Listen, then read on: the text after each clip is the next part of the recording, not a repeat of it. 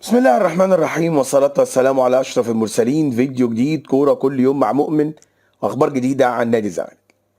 باقي أسبوع على مباراة السوبر الأفريقي أمام النادي الأهلي. لا مجال لأي شيء إلا الدعم، لا مجال لأي نقد، لا مجال لأي كلام سلبي عن أي حد في منظومة كرة القدم في نادي الزمالك، سواء من الإدارة للجهاز الفني للاعبين مهما كان. أنت بقى بتحبه وما بتحبوش، راضي عن أدائه مش راضي عن أدائه، مفيش قدام حضرتك فرصة كزملكاوي إلا دعمهم لغاية ما نعدي ماتش السوبر، وبعد ماتش السوبر يبقى لنا كلام تاني. خلينا نبدأ فيديو النهاردة، ولكن قبل ما نبدأ ادعموا الفيديو ده بلايك وشير، اشتركوا في القناة وفعلوا علامة الجرس، ويلا بينا على أول الأخبار. أول تعليق من جوميز عقب الفوز. علق البرتغالي جوزيه جوميز المدير الفني لفريق كرة القدم في نادي الزمالك على فوز الفريق أمام الشرطة الكيني. جوميز اعتبر أن المباراة أكثر من مباراة تحضيرية استعدادا للفترة القادمة. الفريق حقق أول أهداف الموسم وهو الصعود إلى دور المجموعات من بطولة كأس الكونفدرالية. اللقاء كان جزء من الاستعداد للسوبر، وهذا بالطبع نظرا لضيق الوقت ولقصر فترة الإعداد، مؤكدا أن أداء الفريق كان جيد، ولكن اللاعبين يشعرون ببعض الضغط نتيجة المسؤولية الملقاة عليهم. واكد ان مباراه السوبر مباراه صعبه على الفريقين، لان الفريقين بيمتلكان لاعبين على اعلى مستوى. سنعمل على تلافي الاخطاء التي كانت سبب في احراز هدف الفريق الكيني. اصابات اللاعبين التي حدثت هي اصابات عباره عن كدمات، والجميع سيكون جاهز للمشاركه في السوبر. وبالنسبه للصفقات الجديده سنرى الاجهز فيهم وسيكون موجود معنا في السوبر. قبل السوبر حيره عند جوميز. حالة من الحيرة تسيطر على البرتغالي جوزيه جوميز المدير الفني للزمالك قبل مباراة السوبر أمام الأهلي. حيرة جوميز تتمثل في مركز المهاجم والذي سيخوض اللقاء، وهل يبدأ بسيف الدين الجزيري كونه مهاجم الفريق الأساسي وصاحب الخبرات، أم يستعين بالصفقات الجديدة اللي تم إبرامها في هذا المركز. جوميز يرى أن الجزيري لديه من الخبرات الكافية في هذه المباريات، لذا يفضل الاعتماد عليه والإبقاء على اللاعبين الجدد بجواره. تبقى فرصة للبولندي كونراد مشلاك. صفقة الزمالك الجديدة قائمة في الظهور في هذا اللقاء، كون اللقاء على الأراضي السعودية التي يجيد عليها اللاعب، ولكن في مركز غير مركز المهاجم. والله وانا وجهة نظري يعني اللي قدمه حسام أشرف في الدقائق القليلة اللي لعبها في ماتش الشرطة الكيني بيؤهله نسبيا او بيرشحه ان هو اللي يبدأ مباراة القمة. ده رأيي انا.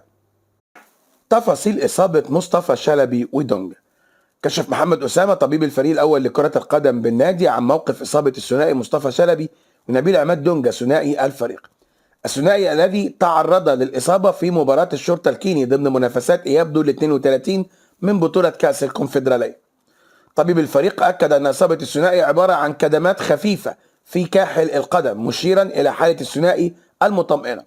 وأكد أن الثنائي سيخضع لفحوصات طبية خلال ساعات للاطمئنان عليهم أكثر وأكثر، وسيتم تجهيزهم بالشكل الأمثل للمباراة القادمة والتي ستكون أمام الأهلي يوم 27 سبتمبر الجاري على ملعب المملكة أرينا في الأراضي السعودية. نتيجة مباراة الزمالك الودية. انتهت مباراة الفريق الأول لكرة القدم بنادي الزمالك مع فريق الشباب مواليد 2005 برباعية للفريق الأول في مقابل هدف. جاءت بداية المباراة سريعة ما بين الفريقين، وتمكن محمد حمدي من تسجيل هدف التقدم في الدقيقة 3 من تسديدة من خارج منطقة الجزاء. في الدقيقة 14 نجح السنغالي سيدي نداي في تسجيل هدف التعادل لفريق الشباب 2005 من تسديدة قوية من داخل منطقة الجزاء. في الدقيقة 55 سجل للزمالك الهدف الثاني الفلسطيني عمر فرج. ثم في الدقيقة 76 سجل البولندي كونراد مشلاج هدف الزمالك الثالث، طبعا الفريق الأول، من تسديدة من داخل منطقة الجزاء، قبل أن ينجح ناصر منسي في إضافة هدف في الدقيقة 80 من تسديدة قوية داخل المنطقة. جلسة أحمد سليمان وعبد الواحد السيد. قام عضو مجلس إدارة نادي الزمالك أحمد سليمان بالتواجد في ملعب الزمالك من أجل متابعة اللقاء الودي الذي يقيم ما بين الفريق الأول والشباب 2005. وعقد أحمد سليمان جلسة مع عبد الواحد السيد مدير الكرة على هامش المباراة من أجل الاطمئنان على الفريق قبل السفر للسعودية، حيث تأهل الفارس الأبيض لدور المجموعات لبطولة كأس الكونفدرالية عقب الفوز على الشرطة الكيني بهدفين مقابل هدف في مباراة أقيمت بينهم مساء يوم الجمعة على ملعب استاد القاهرة في إياب دور 32 من البطولة. كان الزمالك قد سبق وفاز على نفس الفريق في لقاء الذهاب بهدف نظيف.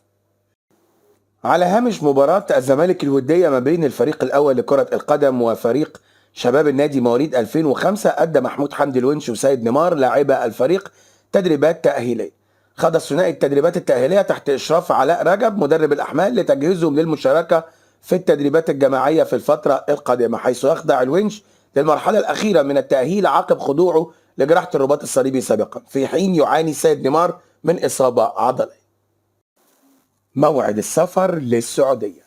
أعلنت قناة نادي الزمالك عن موعد سفر الفريق الأول لكرة القدم بنادي الزمالك إلى الأراضي السعودية استعدادا لخوض مباراة السوبر أمام الأهلي 27 سبتمبر. قناة الزمالك أعلنت أن جوزيه جوميز قرر سفر الفريق إلى السعودية يوم الثلاثاء القادم، حيث يرغب في السفر قبل اللقاء بعدة أيام للتعود على الأجواء. ويرى جوميز أن هذه المدة مدة كافية جدا كي يتعود اللاعبين على الأجواء في السعودية، لتغادر البعثة إلى السعودية يوم الثلاثاء. الكاف يطالب القطبين. طلب الاتحاد الافريقي لكرة القدم كاف من نادي الزمالك والاهلي اجراء فحوصات طبية لكل اللاعبين المسجلين في قائمة السوبر الافريقي، وعلى هذا يخضع لاعبو الفريق الاول لكرة القدم بالنادي الى هذه الفحوصات يوم السبت بناء على طلب من الاتحاد الافريقي لكرة القدم، حيث سيبدأ الزمالك من يوم الاحد الاستعداد لمباراة القمة امام الاهلي والمقرر لها 27 سبتمبر على الاراضي السعودية. قبل القمة طلب من حسام حسن للاعبي الفريقين. طلب الجهاز الفني لمنتخب مصر من لاعبي القطبين الحفاظ على سلامتهم في مباراة القمة القادمة ما بين الفريقين على بطولة السوبر الأفريقي، وتمنى أن تخرج المباراة بدون أي إصابات لأي لاعب من لاعبي الفريقين للحفاظ على اللاعبين أولا ولضمان تواجد القوام الأساسي للمنتخب في مباراتي موريتانيا التي ستقام ضمن الجولات الثالثة والرابعة في تصفيات أفريقيا أكتوبر القادم. يرغب حسام حسن في حسم هذه المباريات، حيث الفوز بها يضمن التأهل إلى بطولة الأفريقية التي تنظمها الأراضي المغربية العام المقبل. الجهاز الفني لمنتخب مصر سيجهز تقرير عن الحالة البدنية والفنية للاعبين لعرضه على المدير الفني حسام حسن ضمن خطة الاستعداد لمباراتي موريتانيا الشهر المقبل. إسماعيل يوسف يطالب الجهاز الفني. طلب إسماعيل يوسف نجم وكابتن الزمالك السابق من البرتغالي جوزيه جوميز المدير الفني للفريق تفادي الأخطاء المتكررة التي يقع فيها اللاعبين وخاصة الأخطاء الدفاعية قبل مباراة السوبر الأفريقي أمام الأهلي. وقال عبر تصريحاته: مبروك للزمالك الفوز على الشرطة الكيني، ولكن الأداء لم يكن مرضي وهناك تخوف بين الجماهير. بالطبع مباراة القمة مختلفة من حيث أداء اللاعبين، وعلى جوميز تدارك الأخطاء وتحديدا الأخطاء الدفاعية المتكررة في دفاع الزمالك. هناك أخطاء من الموسم الماضي. لو الزمالك خاض مباراة الأهلي بنفس أسلوب مباراة الشرطة الكيني ستكون الأمور صعبة. لابد في مباراة الأهلي أن يدفع جوميز بظهير أيسر، ويعود عمر جابر إلى مركزه الظهير الأيمن، ويعود محمد شحاتة إلى منتصف الملعب. تعليق المدير الفني للشرطة الكيني. علق المدير الفني لنادي الشرطة الكيني أنتوني مودو على هزيمة فريقه من الزمالك في اللقاء الذي يقيم على استاد القاهرة. مودو أشاد بلاعبيه على الرغم من الهزيمة والخروج الأفريقي، مؤكدا أن الوداع الأفريقي جاء بنفس الأخطاء التي تم ارتكابها في لقاء الذهاب. فخور بمستوى لاعبي فريقي، كانت رحلة طويلة وجميلة في البطولة تعلمنا منها الكثير من الخبرات التي ستكون مفيدة لنا في المستقبل.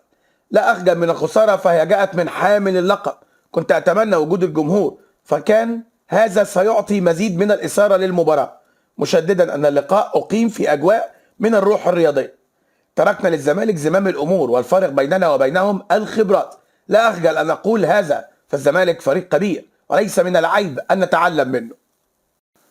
هل يتم تأجيل مباريات في الموسم الجديد؟ أكد ثروت سويلم عضو رابطة الأندية المصرية أنه لا تأجيل لأي مباريات في بطولة الدوري العام في الموسم القادم. ثروت سويلم وعبر تصريحاته أكد أنه لا تأجيل لأي مباراة في بطولة الدوري، لأنه في الموسم الجديد سيكون هناك فارق زمني ما بين المباريات من 5 ل6 أيام، وبالتالي هذه فرصة جيدة للأندية المشاركة في البطولات الأفريقية، مؤكدا أن الشركة الألمانية في حال نجاحها في تنظيم الدوري سيتم إسناد كل البطولات المحلية لها لتنظمها. طب أنا عيني في عينك كده يا حاج ثروت، يعني لو الأهلي بيلعب مثلا ماتش في أفريقيا والفارق ما بين ماتشين الذهاب والعودة أسبوعين، مش هيتأجلوا الماتشات خلال الوقت ده؟ وفي النهاية بشكر كل حضراتكم على حسن المتابعة والاستماع، مع وعد بتجدد اللقاء. تقبلوا تحياتنا مؤمن شلبي ومحمود فاروق من قناتكم كرة كل يوم مع مؤمن، السلام عليكم ورحمة الله وبركاته.